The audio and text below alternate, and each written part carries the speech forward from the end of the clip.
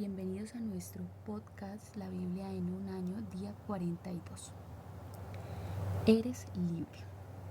La película de Steve McQueen, 12 años de esclavitud, se basa en las memorias de Solomon North, un hombre nacido libre en el estado de Nueva York, que fue secuestrado en 1841 en Washington, D.C., para ser vendido y mantenido como esclavo durante 12 años en Luisiana.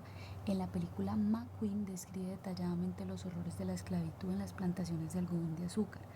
Finalmente fue rescatado en 1853 de la esclavitud y se reunió con su familia y escribió lo siguiente: me abrazaron y se colgaron de mi cuello con lágrimas corriendo por sus mejillas.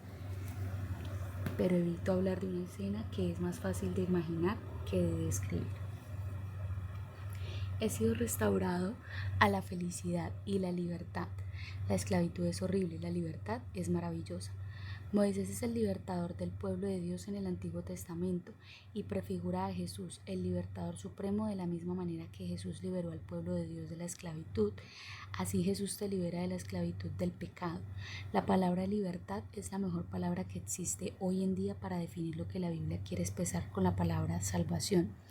La Biblia entera puede resumirse como la historia de la salvación. Está la historia del deseo y el propósito de Dios de liberar a su pueblo. Leamos Salmos 20 del 1 al 9. Para el director del coro, Salmo de David. Que el Señor responda a tu clamor en los tiempos de dificultad. Que el nombre de Dios de Jacob te proteja de todo mal. Que te envíe ayuda desde su santuario y te fortalezca desde Jerusalén. Que se acuerde de todas tus ofrendas y mire con agrado tus ofrendas quemadas. Que Él conceda los deseos de tu corazón y haga que todos tus planes tengan éxito. Que gritemos de alegría cuando escuchemos de tu triunfo y levantemos una bandera de victoria en el nombre de nuestro Dios. Que el Señor conteste a todas tus oraciones. Ahora sé que el Señor rescata a su rey ungido. Le responderá desde su santo cielo y lo rescatará con su gran poder. Algunas naciones se jactan de sus caballos y sus carros de guerra, pero nosotros nos jactamos en el nombre del Señor nuestro Dios. Esas naciones se derrumbarán y caerán, pero nosotros nos levantaremos y estaremos firmes. Da la victoria a nuestro Rey, oh Señor, responde a nuestro grito de auxilio. Disfruta la libertad que trae la fe. ¿Estás pasando por un periodo de problemas, angustias o dificultades? David atravesaba un momento así, seguramente ligado a una batalla inminente, y clamó a Dios buscando ayuda. La primera línea del Salmo es una petición a Dios para que te escuche cuando estás angustiado, y la última línea del Salmo clama a Dios: respóndenos cuando te llamamos. Dios responde las oraciones. Cuando tengas días de angustia, puedes y debes clamar a Dios en oración, pidiéndole que traiga su salvación y libertad en medio de las dificultades. No es cuestión de ser incesantemente optimistas, sino más bien de tener una fe realista. David reconoce el poder salvífico de Dios, su poder para dar libertad. Dice así: ahora sé que el Señor salvará a su ungido, en el versículo 6, primera parte. Habla de 6 cosas que puedes pedir para ti, tu familia, tus amigos y tu comunidad. Una de ellas es protección, que el Señor te defienda, en el versículo 1, ayuda, en el versículo 2, donde dice que te envíe ayuda desde el santuario, apoyo, en el mismo versículo 2, parte 2, que desde Sión te dé su apoyo. Aceptación, en el versículo 3, que se acuerde y acepte. Éxito, en el versículo 4, que te conceda lo que tu corazón desea y que hagas que se cumplan todos sus planes. Victoria, en el versículo 5, celebramos así tu victoria y levantaremos banderas. Que el Señor cumpla todas tus peticiones. El éxito, la victoria y la libertad no vienen de confiar en los carros a caballo, en el versículo 7, sino por la fe, que es la confianza en el nombre del Señor nuestro Dios. Oremos. Señor, gracias porque me liberas. Gracias por todas las maneras asombrosas que tienes de responder a mis oraciones. Señor, hoy te traigo todos mis planes y someto ante ti los deseos de mi corazón. Vamos a leer Mateo 26, 69 y 27, 10. Pedro niega a Jesús. Mientras tanto, Pedro estaba sentado fuera de un patio. Una sirvienta se acercó y le dijo: ¿tú eras de los que estaban con Jesús el Galileo? Pero Pedro lo negó frente a todos. No sé de qué hablas, le dijo. Más tarde, cerca a la puerta, lo vio otra sirvienta, quien le dijo a los que estaban ahí: este hombre estaba con Jesús de Nazaret. Nuevamente Pedro lo negó, esta vez con juramento: ni siquiera conozco al hombre, dijo. Un poco más tarde, algunos de los otros que estaban allí se acercaron a Pedro y dijeron: seguro que tú eres uno de ellos, nos damos cuenta por el acento galileo que tienes. Pedro juró: que me caiga una maldición si les miento, no conozco al hombre. Inmediatamente el gallo cantó. De repente las palabras de Jesús pasaron rápidamente por la mente de Pedro. Antes de que cante el gallo, negarás 3 veces que me conoces. Y Pedro salió llorando amargamente. Judas se ahorca. Muy temprano por la mañana los principales sacerdotes y los ancianos del pueblo se juntaron nuevamente para tramar de qué manera ejecutar a Jesús. Luego lo ataron y se lo llevaron y lo entregaron a Pilato, el gobernador romano. Cuando Judas, quien lo había traicionado, se dio cuenta de que habían condenado a muerte a Jesús, se llenó de remordimiento, así que devolvió las 30 piezas de plata a los principales sacerdotes y a los ancianos. He pecado, declaró, porque traicioné a un hombre inocente. ¿Qué nos importa?, contestaron. Ese es tu problema. Entonces Judas tiró las monedas de plata en el templo, salió y se ahorcó. Los principales sacerdotes recogieron las monedas. No sería correcto poner este dinero en el tesoro del templo, dijeron, ya que se usó para pagar un asesinato. Luego de discutir unos instantes, finalmente decidieron comprar el campo del alfarero y convertirlo en un cementerio para extranjeros. Por eso todavía se llama el campo de sangre. Así se cumplió la profecía de Jeremías que dicen: tomaron las 30 piezas de plata, el precio que el pueblo de Israel le puso a él, y compraron el campo del alfarero, como indicó el Señor. Maravíllate de cómo se consiguió tu libertad. Jesús es el libertador supremo. La historia de la salvación llega a la culminación en la vida, muerte y resurrección de Jesucristo. A medida que nos acercamos a su culmen, alcanzamos a vislumbrar un destello de lo mucho que le costó a Jesús cuando es negado por uno de sus amigos más íntimos, es traicionado por uno de sus discípulos, entregado a las autoridades romanas y condenado. A pesar de todo, Mateo ve que estos sucesos se dieron para que se cumpliera el plan de Dios. Jesús fue apresado para que nosotros fuéramos liberados. Fue atado para liberarte de las cosas que te atan. Jesús vino a liberarte de tu pecado, tu culpa, tu vergüenza, tus adicciones y tus miedos. En este pasaje vemos 2 ejemplos de fracaso. En un caso vemos la manera equivocada de responder al fracaso, en el otro vemos la manera adecuada. ¿Alguna vez has fallado de verdad en tu vida cristiana? ¿Te has sentido un fracasado, que han abandonado al Señor de la peor manera? ¿Has llorado amargamente por haberlo hecho? Ciertamente yo lo he hecho. 2 de los más íntimos amigos de Jesús lo abandonaron de la peor de las maneras. Tristemente todos abandonaremos a Jesús en algún momento de nuestra vida. Estos 2 ejemplos nos ayudan a aprender cómo tendríamos que responder ante esos fracasos y desilusiones. Hay muchas cosas en común entre Judas y Pedro. Ambos eran discípulos de Jesús. A los dos les dijo que le fallarían. Ambos cumplieron las profecías del Antiguo Testamento con sus acciones y los dos lamentaron profundamente las mismas. Pero también hay algunas diferencias cruciales entre estos 2 hombres. Pedro respondió al fracaso de la manera adecuada y Judas no.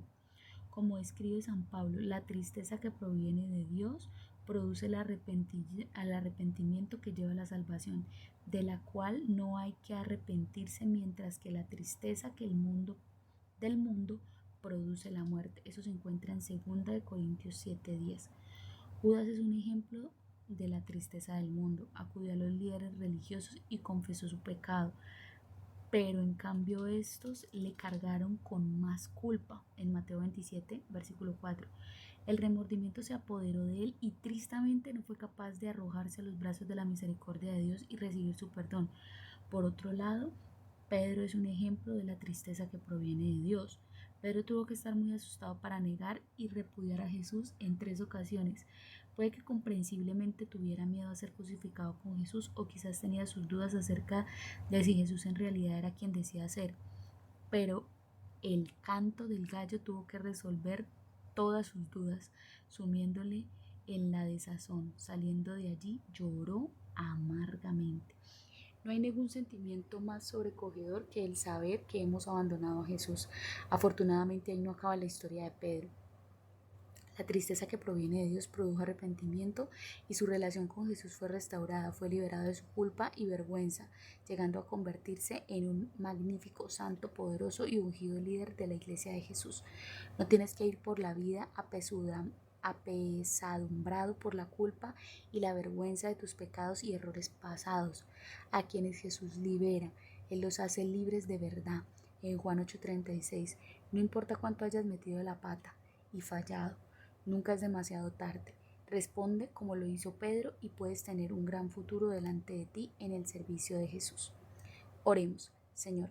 Gracias porque fuiste atado para liberarme de mis pecados, culpabilidades, vergüenzas, adicciones, temores y fracasos. Ayúdame a volver siempre a ti cuando falle con la tristeza que proviene de Dios, que lleva a la salvación y no deja remordimientos. Vamos a leer Éxodo 9. La plaga en los animales.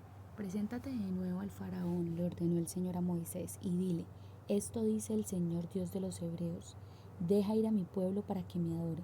Si continúas reteniéndolo y te niegas a dejarlo salir, las manos del Señor te herirá a todos sus animales, caballos, burros, camellos, ganados, ovejas y cabras, con una plaga mortal. Sin embargo, el Señor nuevamente hará una distinción entre los animales de los israelitas y los de los egipcios. No morirá ni un solo animal de Israel. El Señor ya determinó cuándo comenzará la plaga. Ha declarado que mañana mismo herirá la tierra. Así que el Señor hizo tal como había dicho. A la mañana siguiente todos los animales de los egipcios murieron, pero los israelitas no perdieron ni un solo animal. Entonces el faraón envió a sus funcionarios a investigar y comprobaron que los israelitas no habían perdido ni un solo animal, pero aún así el corazón del faraón siguió obstinado y una vez más se negó a dejar salir al pueblo de Dios. Plaga de llagas purulentas. Entonces el Señor le dijo a Moisés y a Aarón: tomen puñados de hollín en un horno de ladrillos y que Moisés lance el hollín al aire a la vista del faraón. La ceniza se esparcirá como polvo fino sobre toda la tierra de Egipto y provocará llagas purulentas en las personas y en los animales por todo el territorio. Entonces Moisés y Aarón tomaron el hollín de un horno de ladrillos y se pararon enfrente del faraón. Mientras él observaba, Moisés lanzó la ceniza al aire y brotaron llagas purulentas, tanto en las personas como en los animales. Ni los magos podían estar delante de Moisés porque también ellos estaban afectados con las llagas, igual que todos los egipcios. Pero el Señor endureció el corazón del faraón y tal como el Señor había dicho a Moisés, el faraón se negó a escuchar. Plaga de granizo. Luego el Señor le dijo a Moisés: mañana levántate temprano, regresa a ver el faraón y dile: esto dice el Señor Dios de los hebreos: deja ir a mi pueblo para que me adore, de lo contrario enviaré más plagas sobre ti, tus funcionarios y tu pueblo. Entonces sabrás que no hay nadie como yo en la tierra. A estas alturas bien podría haber ya extendido mi mano y haberte herido a ti y a tu pueblo con una.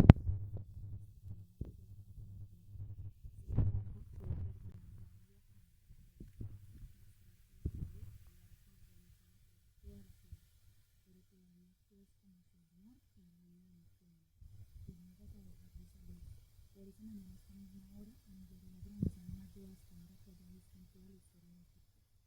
Rápido, manda que tus animales y tus siervos regresen del campo para ponerse a salvo. Cualquier persona o animal que quede fuera morirá cuando caiga el granizo. Algunos de los funcionarios del faraón tuvieron miedo debido a lo que el Señor había dicho y enseguida hicieron regresar a los siervos y al ganado de los campos, pero los que no hicieron caso a la palabra del Señor dejaron a los suyos a la intemperie. Entonces el Señor le dijo a Moisés: levántate mañana cielo para que caiga granizo sobre la gente, los animales y todas las plagas a lo largo y a lo ancho de Egipto. Así que Moisés levantó su vara al cielo y el Señor envió truenos y granizo y cayeron rayos desde la tierra. El Señor descargó una gran, terrible granizada sobre toda la tierra de Egipto. Nunca en toda la historia de Egipto hubo una tormenta igual, con rayos sin parar y con un granizo tan devastador. Dejó a Egipto totalmente en las ruinas. El granizo destruyó todo lo que había en campo abierto, personas, animales y plantas por igual, hasta los árboles quedaron destrozados. El único lugar donde no cayó granizo fue en la región de Gosén. donde vivía el pueblo de Israel. Entonces el faraón enseguida mandó llamar a Moisés y a Aarón. Esta vez he pecado, confesó. El Señor es el justo y mi pueblo y yo estamos equivocados. Por favor, supliquen al Señor que ponga fin a este gran uso, que las cuestiones con arrestador, para que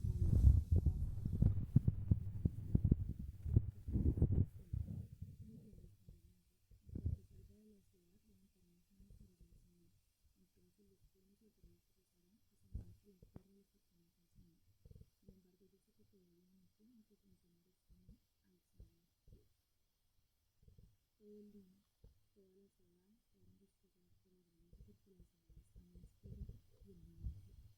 Pero ni el trigo escolta sufrían daño porque todavía no habían detenido el suelo. Entonces Moisés se fue del palacio del faraón y salió de la ciudad. Cuando levantó sus manos al cielo, los truenos y granizo cesaron y se detuvo la lluvia. Al ver faraón que la lluvia, el granizo y los truenos habían cesado, él y sus funcionarios pecaron gravemente. Y el faraón se puso terco y no había más. Como tenía el corazón endurecido, el faraón se negó a dejar salir al pueblo tal como se les había dicho por medio de Moisés. Usa tu libertad para alabar a Dios. En el servicio a Dios encontramos la libertad perfecta. Fuiste creado para alabar y servir a Dios. En eso consiste tu propósito. El Papa Benedicto XVI, cuando todavía estaba en el Cardenal Ratzinger, escribió: el único fin que aparece en el Éxodo es la adoración. La tierra es dada al pueblo para ser un lugar de adoración al Dios verdadero. En el encuentro con Faraón, la libertad para dar la justa adoración a Dios aparece como el único propósito del Éxodo, su quinta esencia. Una vez más vemos prefigurado el plan de la salvación de Dios en la historia del pueblo de Israel. Vemos su plan para liberar a su pueblo de la esclavitud por medio de Moisés. Una y otra vez Dios le habla a Moisés al respecto. El Señor le ordenó a Moisés que fuera a hablar con el faraón y le advierte: así dice el Señor Dios de los hebreos, deja ir a mi pueblo para que me rinda culto. Da a Faraón múltiples oportunidades. Moisés le transmite una y otra vez las palabras de Dios para él: deja ir a mi pueblo para que me rinda culto. O como dice Dios habla hoy: deja ir a mi pueblo para que me adore. El mundo entiende nuestras buenas obras, pero no ve la importancia de nuestro culto de adoración. Faraón los acusa de ser vagos y ve el culto a Dios como una evasión del trabajo, pero la adoración a nuestro propósito y nuestra obra suprema. De hecho, la palabra hebrea para la adoración, abad, usada en este pasaje, se puede traducir tanto como para adoración como por trabajo. Dios te ama y no quiere que nadie perezca, pero todos han de arrepentirse. 2 Pedro 3:9. La única manera en la que permaneceremos es así. Al igual que Faraón, endurecemos nuestros corazones e ignoramos todas las señales de advertencia que Dios pone a lo largo del camino. El orgullo fue la raíz del pecado del Faraón. Cuanto más se negó, más difícil se le hizo cambiar de opinión sin quedar mal. Prepárate para admitir errores en vez de continuar por el mal camino. El deseo de Dios es que su pueblo sea liberado para adorarle en todos los aspectos de la vida. Él quiere liberarte de la culpa, la vergüenza, el pecado, la adicción, el miedo. Él quiere liberarte para amarlo, servirlo y alabarlo. Señor, gracias porque dijiste: si el Hijo los libera, serán ustedes verdaderamente libres. En Juan 8:36. Que use mi libertad para alabarte y bendecirte. Pipa añade: en Éxodo 9:20, algunos funcionarios del faraón temieron la palabra del Señor y se apresuraron a poner bajo techo a sus esclavos y ganados. La gente puede llegar a tener un corazón muy duro. Alguna gente no creerá por más señales que les muestres, pero incluso en los lugares más impredecibles se encuentra gente que sí responde a Dios. Amén. Bueno, recuerden que este podcast de este devocional fue escrito por el pastor Nicky Gumbel de la iglesia HTB en Londres y que la voz de este podcast la realizó Surizada González. Bendiciones.